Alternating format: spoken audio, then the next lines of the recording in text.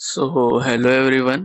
आज का जो वीडियो रहेगा वो रहेगा when to have sex after delivery, यानी डिलीवरी के बाद कब सेक्सुअल एक्टिविटी आपने एक्टिवेट करना है ना। तो सबसे पहले क्या होता है कि जब फीमेल प्रेग्नेंट होती है या फिर जब फीमेल की प्रेगनेंसी चल रही होती है, तब क्या होता है कि जो फीमेल है यानी मदर है, उसे एक्सेस वेट कैरी करना पड़ता है। यानी पहले सपोज फीमेल का वजन 60 किलो था, लेकिन अब वो प्रेग्नेंट है तो धीरे धीरे क्या होगा, वो बच्चा बड़ा होगा। बच्चा बड़ा होगा तो उसका भी वजन फीमेल को कैरी करना पड़ता है। तो उसके कारण क्या होता है कि जो फीमेल की बॉडी है उस पर लोड गिरता है, लोड पड़ता है। और क्या होता है कि एक्स्ट्रा वजन कैरी करने के कारण क्या होता है कि बॉडी स्ट्रेस में आती है ना। अब बॉडी स्ट्रेस में आएगी, फिर आगे क्या होगा कि हार्मोनल चेंजेस होते हैं मदर में। तो फिर हार्मोनल चेंजेस के कारण भी कई बार प्रेगनेंसी में आपको बैक पेन देखने को मिलेगा, ब्रीस्ट पेन देखने को मिलता है। फिर आप देखोगे कि आपके पैरों में भी दर्द होता है। फिर आप क्या देखोगे कि डिलीवरी के टाइम पर, डिलीवरी में अगर आपकी डिलीवरी नॉर्मल होती है या फिर आपकी डिलीवरी होती है सिजेरियन सेक्शन से या फिर एपिजियोटॉमी। सिजेरियन सेक्शन यानी हम कट मारकर जो बच्चे डिलीवरी करवाते हैं उसे सी सेक्शन कहते हैं। तो ये सारी चीजों में क्या होता है कि और डिलीवरी के टाइम पर बहुत ज्यादा पेन होता है, और जिससे क्या होता है कि बॉडी पर स्ट्रेस होता है और मसल डैमेज होती है, बॉडी में डैमेज होता है। तो प्रेगनेंसी से लेकर डिलीवरी तक वो सारे टाइम पर क्या होता है कि मसल्स डैमेज होते हैं, बॉडी स्ट्रेस में आती है, बॉडी थकती है। फिर उसके बाद क्या होगा कि उस डैमेज को रिकवर करने में मिनिमम 4 से 6 वीक्स, अकॉर्डिंग टू बुक्स, 4 से 6 वीक्स कहा गया है कि रिकवर होने में, बॉडी को रिकवर होने में लगता है। लेकिन अगर प्रैक्टिकल बेसिस पर देखा जाए तो बॉडी को रिकवर होने में मिनिमम 2 से 3 महीने लगते हैं। 2 से 3 महीने यानी 2 महीने प्लस ही लगेंगे। अब कुछ केसेस में क्या होता है कि 2 महीने तो आपकी बॉडी को, 2 महीने से ज्यादा तो आपकी बॉडी को रिकवर होने में लग रहे हैं, जो स्ट्रेस वगैरह हो रहा था आपको प्रेगनेंसी और डिलीवरी के टाइम पर। अब क्या होता है कि प्रेगनेंसी हो गई, डिलीवरी हो गई, लेकिन उसके बाद क्या होता है कि आपके वजाइना से ब्लीडिंग होती है। अब ये वजाइना से ब्लीडिंग क्यों होती है कि आपकी बॉडी को क्लीन करने के लिए जो भी आपके मसल टिश्यू अंदर जो डैमेज हो चुके हैं, यानी जो सेल डैमेज हुए हैं, वो सारी चीजें निकलती है आपके ब्लड से। गर्भाशय, आपका गर्भाशय अ, जो बड़ा हो गया था साइज में प्रेगनेंसी के टाइम पर, वो वापस अपने साइज में आता है। तो ये सारी चीजें के लिए कम से कम आपको 2 से 3 महीने तक रेस्ट लेना होता है फीमेल मदर की बॉडी को, ताकि जो भी आपके बॉडी में डैमेज हुआ है, फिजिकल स्ट्रेस हुआ है, वो सारी चीजें 2 महीने तक, कम से कम आपकी बॉडी को हील होने में 2 महीना लगता है। फिर उसके बाद 2 महीने से वेरी कर सकता है किसी किसी का, 2 से 3 महीने तक। फिर आपने ध्यान में रखना है कि किसी का सिजेरियन सेक्शन हुआ है तो सिजेरियन सेक्शन में क्या होगा कि वो जो स्टिचेस करते हैं, यानी जो सिलते हैं कट मारने के बाद, वो स्टिचेस को भरने के लिए भी महीना लगता है। लेकिन उसके बाद भी वो सेक्शन वीक रहता है, जहाँ पर आपका जो सिजेरियन सेक्शन से डिलीवरी हुई है वो जगह वीक रहती है, तो उसको भी भरने में कम से कम 3 महीने लगते हैं। ठीक है। फिर एक पॉइंट आ जाता है कि इमोशनल कंसिडरेशन। इमोशनल मीन्स क्या होता है कि जो फीमेल है, अभी जो नई नई माँ बनी है, उसमें क्या होता है कि जो न्यू बेबी बच्चे के साथ और अपना बच्चे के साथ कनेक्शन बनाने के लिए टाइम लगता है।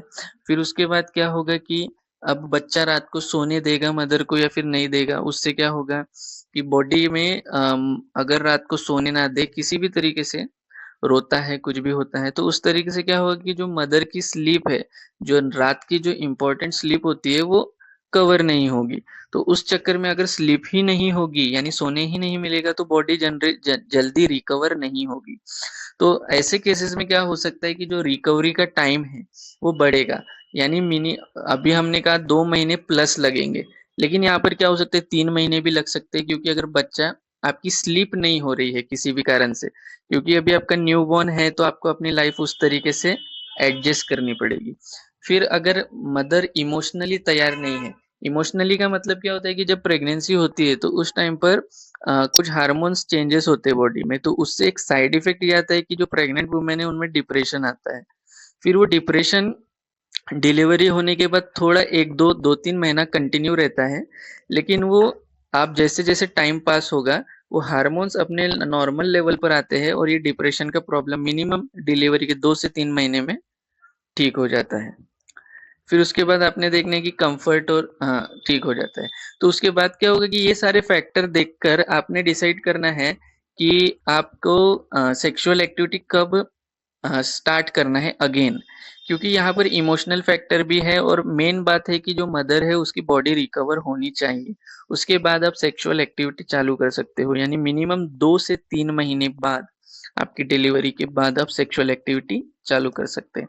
फिर उसके बाद आपने एक ध्यान में रखना है कि जो आप सेक्सुअल एक्टिविटी करोगे यानी डिलीवरी होने के बाद, तो उस टाइम पर आपने देखना है कि जो फर्स्ट टाइम आपका जो संभोग होगा यानी सेक्स होगा आफ्टर द डिलीवरी 2-3 महीने बाद, तो उस टाइम पर मैक्सिमम पेन रहेगा फीमेल को।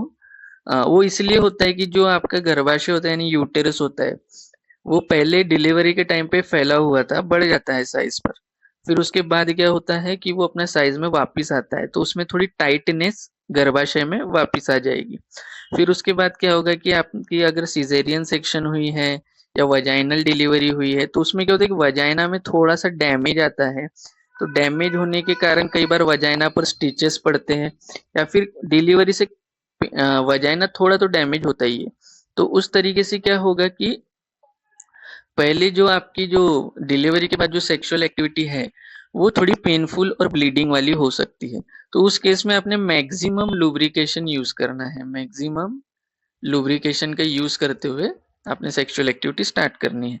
और आपने देखना है कि आपका पार्टनर कंफर्टेबल है या नहीं है। उस केस में आप लोगों ने कम्युनिकेशन कर कर आ, इसको यानी पेन और ब्लीडिंग वाला इशू जो है, इसको आप सॉल्व कर सकते हैं। वही। और जब क्या होता है कि मेनली जब प्रेगनेंसी होती है तो मिल्क निकलता है यानी माँ दूध देती है। तो जो दूध बनाने के लिए जो हार्मोन रिस्पॉन्सिबल होते हैं, वो हार्मोन क्या है कि बिल्कुल अपोजिट होते हैं पीरियड्स के लिए यानी मेंस्ट्रुएशन के लिए। यानी जब तक आप दूध देते हैं तब तक मेंस्ट्रुएशन यानी पीरियड्स नहीं आएंगे आपको। तो मिनिमम देखा जाता है कि 4 महीने तक तो डिलीवरी के बाद पीरियड्स नहीं आते हैं। तो लोग क्या करते हैं कि अनप्रोटेक्टेड सेक्स करते हैं आफ्टर डिलीवरी 4 महीने तक। लेकिन ऐसा नहीं होता कि अगर पीरियड्स नहीं आए तो वो जो मदर है वो फिर से प्रेग्नेंट नहीं होंगी। यानी सपोज उनको डिलीवरी हो चुकी है और चौथा महीना है उनके डिलीवरी के बाद का और उनको पीरियड्स नहीं आए हैं और आपने अनप्रोटेक्टेड सेक्स किया, तो इसका मतलब ये नहीं है कि वो प्रेग्नेंट नहीं होंगे। तो आप लोगों ने क्या करना है कि पीरियड्स का इंतजार नहीं करना है कि एज अ कंफर्मेशन कि अब वो मदर फिर से प्रेग्नेंट हो सकती है।